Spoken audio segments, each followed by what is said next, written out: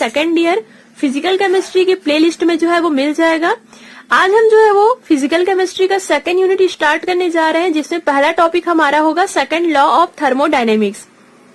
तो चलिए गाइस, आज का वीडियो हम स्टार्ट करते हैं। बट सबसे पहले हम यहाँ पे ये जानेंगे कि आखिर हमें सेकेंड लॉ की जो है वो नीड क्यों पड़ी, मतलब उष्मागतिकी के द्वितीय नियम की आवश्यकता क्यों पड़ी, प्रथम नियम में ऐसी कौन कौन सी कमी पाई गई है, मतलब फर्स्ट लॉ ऑफ थर्मोडायनेमिक्स में ऐसी कौन कौन सी कमी पाई गई है जिसके कारण द्वितीय नियम की जो है वो आवश्यकता महसूस की गई। तो ये सारी चीजों को जो है वो हम पहले डिस्कस करेंगे। तो कभी कभी एग्जाम में इस टाइप से भी क्वेश्चन आते हैं कि आखिर सेकेंड लॉ ऑफ थर्मोडायनेमिक्स की आवश्यकता जो है वो क्यों पड़ी। तो यहाँ पे हम जो है वो 4 से 5 पॉइंट पहले इसके बारे में देखेंगे और फिर इसके लास्ट में हम जो है वो सेकेंड लॉ ऑफ थर्मोडायनेमिक्स का जो है वो डेफिनेशन जो है वो स्टार्ट करेंगे। तो चलिए गाइस, आज का वेरी इजी टॉपिक हम स्टार्ट करते हैं और इस पूरे टॉपिक में कोई भी न्यूमेरिकल आप लोगों को नहीं पढ़ना होगा, केवल थ्योरी पार्ट ही है, तो इसे ध्यान से सुनिएगा। तो सेकंड लॉ को समझने से पहले एक बार हम फर्स्ट लॉ को जो है वो फिर से रिपीट करते हैं, उसके बाद हम जो है वो सेकंड लॉ स्टार्ट करेंगे। तो प्रथम नियम में हम लोगों ने ये पढ़ा था कि ऊर्जा ना तो उत्पन्न होती है और ना ही इसे जो है वो नष्ट किया जा सकता है, केवल इसके रूप में जो है वो परिवर्तन किया जा सकता है। मतलब एक रूप से दूसरे रूप में हम जो है वो एनर्जी को जो है वो कन्वर्ट कर सकते हैं। लेकिन अगर हम बात करें पूरे यूनिवर्स की, पूरे ब्रह्मांड की बात करें, तो उसकी जो ऊर्जा है वो एक समान ही होती है। मतलब ना तो हम उसमें कोई उसे जो है वो नष्ट कर सकते हैं और ना ही उसे हम जो है वो उत्पन्न कर सकते हैं। वो केवल एक रूप से दूसरे रूप में जो है वो परिवर्तित हो सकता है। ये जो है वो प्रथम नियम में मैंने आप लोगों को बताया हुआ था। लेकिन हम देखते हैं कि इस प्रथम नियम में ऐसी कौन कौन सी कमी पाई गई है जिसके कारण द्वितीय नियम की जो है वो हमें आवश्यकता पड़ी है।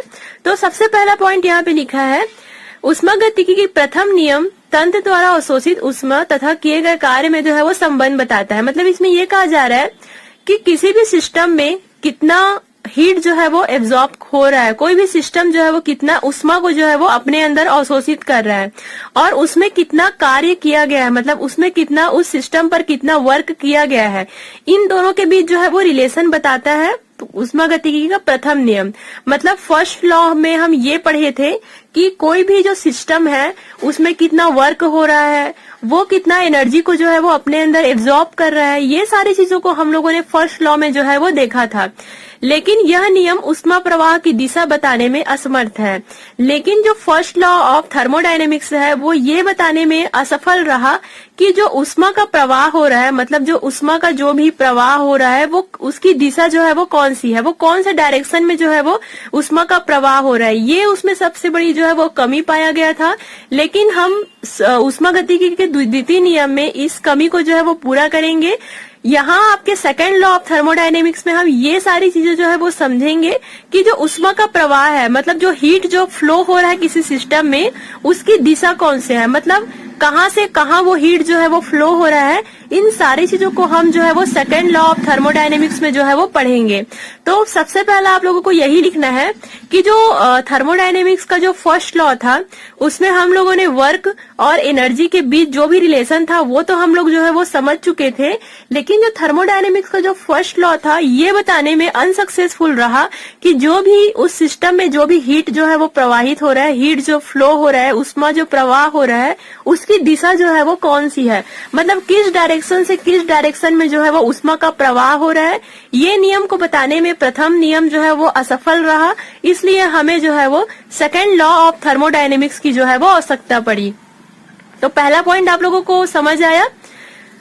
सेकंड पॉइंट हम देखते हैं, उष्मागतिकी का प्रथम नियम हमें यह नहीं बताता कि उष्मा का प्रवाह हमेशा गर्म पिंड से ठंडे की ओर जो है वो क्यों होता है। अतः परिवर्तन की दिशा का निर्धारण करने के लिए द्वितीय नियम की जो है वो सहायता ली जा सकती है। देखिए, इसमें सेम चीज को यहाँ भी कहा जा रहा है कि जो उष्मा का प्रवाह होता है, मतलब जो हीट जो फ्लो होता है वो हमेशा गर्म से जो है वो ठंडे की ओर जो है वो होता है। जैसे कि एग्जाम्पल के लिए अगर मान लो ये एक छड़ है, एक लोहे का छड़ या लोहे का जो है वो एक रॉड है, अगर मैं इसे गर्म करूं तो कुछ समय बाद हम देखेंगे कि इसका जो दूसरा सिरा है जो कि ठंडा था वो भी थोड़ी देर बाद जो है वो गर्म हो जाता है। मतलब कहने का मतलब है कि जो उष्मा है वो गर्म से ठंडे की ओर जो है वो प्रवाह होता है। तो आखिर हमें पता चला सेकंड लॉ के अकॉर्डिंग हम ये जान सकते हैं कि कोई भी जो हीट है उसका जो फ्लो हो रहा है उसका डायरेक्शन जो है वो कौन सा है। ये सारी चीजों को जो है वो हम सेकंड लॉ के नियम के अनुसार जो है वो काफी कुछ चीजें इसके बारे में जो है वो बता सकते हैं।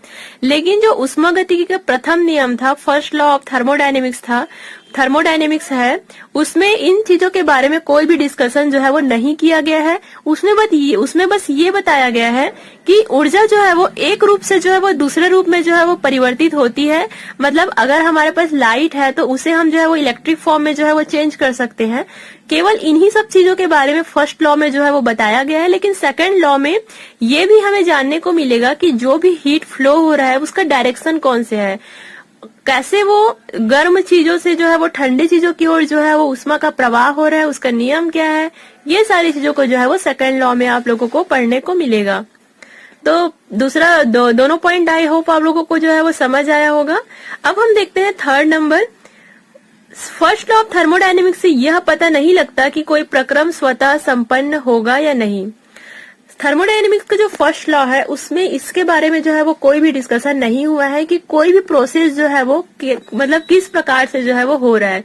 हमें बस उसमें ये बताया गया था कि ऊर्जा जो है वो एक रूप से दूसरे रूप में परिवर्तित होता है और ऊर्जा को ना तो हम उत्पन्न कर सकते हैं और ना ही नष्ट कर सकते हैं। इसे केवल हम एक रूप से दूसरे रूप में जो है वो परिवर्तित कर सकते हैं। लेकिन जो भी वहां पे प्रोसेस हो रहा है वो कैसे होगा प्रोसेस, उसके बारे में उन्होंने डिटेल से जो है वो नहीं बताया हुआ था। मतलब पहले नियम में इन चीजों के बारे में, उसका प्रोसेस क्या है, वो प्रोसेस कैसा होगा, वो प्रोसेस है वो ऑटोमेटिक होगा कि हमें उस पर कुछ काम करना पड़ेगा, ये सारी चीजों के बारे में फर्स्ट लॉ में आपको पढ़ने को नहीं मिलेगा। लेकिन सेकंड लॉ में इन सारी चीजों के बारे में फुल डिटेल में जो है वो एक्सप्लेन किया गया है। जैसे एग्जाम्पल यहाँ पे मैं आप लोगों को देती हूँ। जैसे कि हमारे पास कोई भी एक पानी हम लोगों ने लिया हुआ है। अब उस पानी में हम जो है वो कोई भी कलर को जो है वो मिलाते हैं, तो कुछ समय बाद देखते हैं कि पूरे पानी में जो है वो कलर जो है वो एक समान जो है वो फैल जाता है। सेकंड एग्जांपल देती हूँ मैं आप लोगों को। कोई भी हमारे पास दो ट्यूब है, एक ट्यूब में जो एयर का प्रेशर है वो बहुत ज्यादा है और दूसरे ट्यूब में जो एयर का प्रेशर है वो कम है। तो अगर हम दोनों ट्यूब को आपस में जोड़ दे तो जो हाई प्रेशर है लो प्रेशर है, मतलब हाई प्रेशर जो है वो लो प्रेशर की तरफ जो है वो जाएगा और दोनों जो है वो जब तक इक्वल नहीं हो जाता, जब तक प्रेशर जो है वो इक्वल नहीं हो जाता तब तक वो प्रोसेस जो है वो चलता रहेगा। मतलब वो ऑटोमेटिक होने वाला जो है वो प्रोसेस है। तो कहने का मतलब है ये बहुत सारे ऐसे ऐसे प्रोसेस हैं थर्मोडायनेमिक्स में जो कि फर्स्ट लॉ में जो है वो नहीं बताया गया है, लेकिन सेकंड लॉ में आप लोगों को काफी डिटेल में इसे जो है वो समझने को मिलेगा।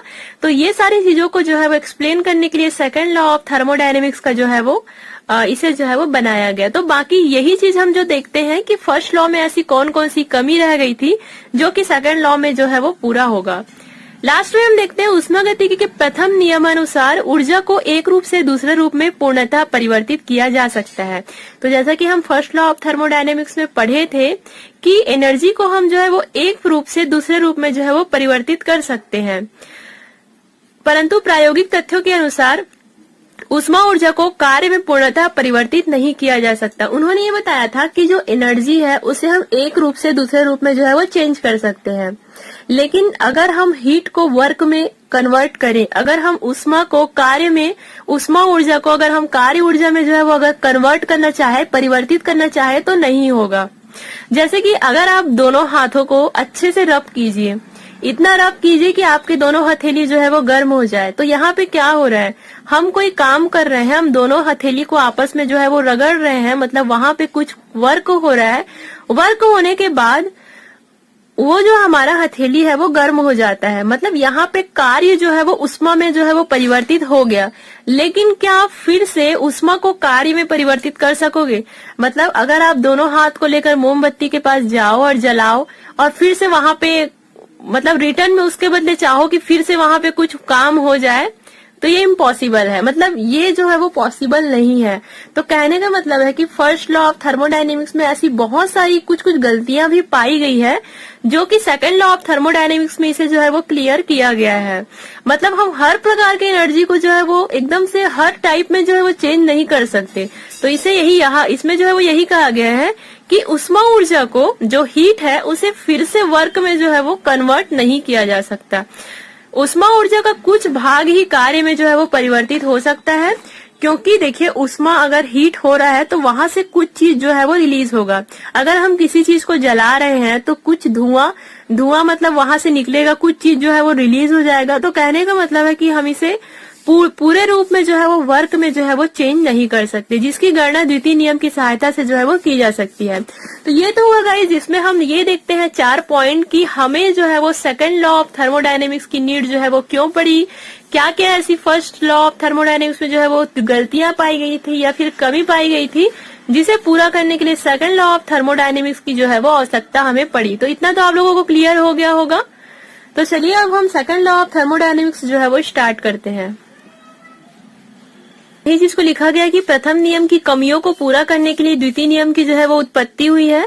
द्वितीय नियम ऊष्मा के प्रवाह की दिशा तथा प्रक्रम के स्वतः संपन्न होने तथा न होने की जो है वो जानकारी प्रदान करता है। मतलब जो भी ऊष्मा का जो प्रवाह है उसका डायरेक्शन कौन सा है, जो भी प्रोसेस है वो स्वतः होने वाला है कि उसे जो है वो किसी एनर्जी की नीड हुई, ये सारे प्रोसेस के बारे में भी सेकंड लॉ ऑफ थर्मोडायनेमिक्स में हमें जानने को मिलेगा। तंत्र द्वारा मतलब किसी सिस्टम के द्वारा अवशोषित ऊष्मा का कितना भाग कार्य में परिवर्तित होगा, मतलब कोई सिस्टम कितना एनर्जी अपने अंदर जो है वो एब्जॉर्ब कर रही है और उसका कितना पार्ट जो है वो कार्य में जो है वो चेंज होगा, इसकी गणना भी द्वितीय नियम से जो है वो की जा सकती है। तो यही एग्जाम्पल मैंने आप लोगों को बताया था कि गर्म धातु मतलब एक गर्म धातु पिंड को ठंडे धातु पिंड से जोड़ने पर ऊष्मा का प्रवाह गर्म पिंड से ठंडे की ओर तब तक होता रहता है जब तक कि दोनों पिंड का ताप जो है वो समान ना हो जाए। गर्म पिंड से ठंडे पिंड की ओर ऊष्मा का प्रवाह भी स्वतः प्रक्रम है। तो कहने का मतलब है कि सेकंड लॉ ऑफ थर्मोडायनेमिक्स में हमें सारी चीजों के बारे में जानकारी मिलेगा कि वो जो आपका प्रोसेस है वो स्वतः प्रक्रम है, मतलब खुद से होने वाला प्रोसेस है कि किस टाइप का प्रोसेस है, उसका डायरेक्शन कौन सा है, सारी चीजों के बारे में आप लोगों को सेकंड लॉ ऑफ थर्मोडायनेमिक्स में जो है वो जानने को मिलेगा। तो यहाँ पे हम स्टार्ट करते हैं, बस यहाँ पे हम डेफिनेशन ही देखेंगे। सेकंड लॉ ऑफ थर्मोडायनेमिक्स में बहुत सारे साइंटिस्ट ने अपने अपने तरीके से कई प्रकार के डेफिनेशन जो है वो दिया गया है सेकंड लॉ ऑफ थर्मोडायनेमिक्स के लिए, मतलब ऊष्मागतिकी के द्वितीय नियम के लिए बहुत सारे डेफिनेशन आपको जो है वो बुक में मिलेंगे। बट यहाँ पे हम केवल 2 ही डेफिनेशन जो है वो देखते हैं। तंत्र के एक या अनेक भागों में परिवर्तन लाए बिना ऊष्मा को पूर्णतया कार्य में परिवर्तित करना जो है वो असंभव है। मतलब इसमें ये कहा जा रहा है कि कोई भी सिस्टम है, उसके जो भी हीट है उसे हम पूरे वर्क में मतलब पूरे कार्य में जो है वो नहीं ला सकते हैं, उसे पूरा कार्य में परिवर्तित करना जो है वो असंभव है। तो मैंने आप लोगों को बहुत सारे एग्जाम्पल बताया था कि हम कोई काम करके जो है वो अपने वर्क को जो है वो एनर्जी हीट में जो तो है वो परिवर्तित कर सकते हैं, लेकिन अगर फिर से हीट को वर्क में कन्वर्ट किया जाए तो ये पॉसिबल जो है वो नहीं हो पाता है। तो यही है आपका ऊष्मागतिकी का द्वितीय नियम। तो ये डेफिनेशन को थोड़ा आप याद कर लीजिएगा। थॉमसन ने क्या कहा था, समतापी चक्रीय प्रक्रम में ऊष्मा को कार्य में परिवर्तित करना जो है वो असंभव है। पूरे थर्मोडायनेमिक्स में आप लोगों को यही पढ़ने को मिलेगा कि जो हीट है, जो ऊष्मा है, उसे कार्य में परिवर्तित जो है वो नहीं किया जा सकता। इन सभी कथनों से स्पष्ट है कि ऊष्मागतिकी का द्वितीय नियम ऊष्मा प्रवाह की दिशा बताता है, मतलब जो भी हीट फ्लो हो रहा है उसका डायरेक्शन क्या है वो सब हमें सेकंड लॉ ऑफ थर्मोडायनेमिक्स जो है वो बताता है। साथ में यह भी बताता है कि संपूर्ण ऊष्मा को कार्य में पूर्ण रूप से परिवर्तित नहीं किया जा सकता, मतलब जो हमारे पास जो भी हीट रहेगा सिस्टम का, उसको हम जो है वो फिर से वर्क में जो है वो कन्वर्ट नहीं कर सकते। तो यही है गाइस आप लोगों का सेकंड लॉ ऑफ थर्मोडायनेमिक्स, जिसे ऊष्मागतिकी का द्वितीय नियम हम जो है वो कहते हैं। पूरा ही थ्योरी टाइप से है। आगे हम इससे रिलेटेड और भी जो भी न्यूमेरिक टॉपिक देखेंगे उसमें हम कुछ न्यूमेरिकल जो है वो देखेंगे। तो आज के लिए इतना ही। तो thank you so much guys for watching this video.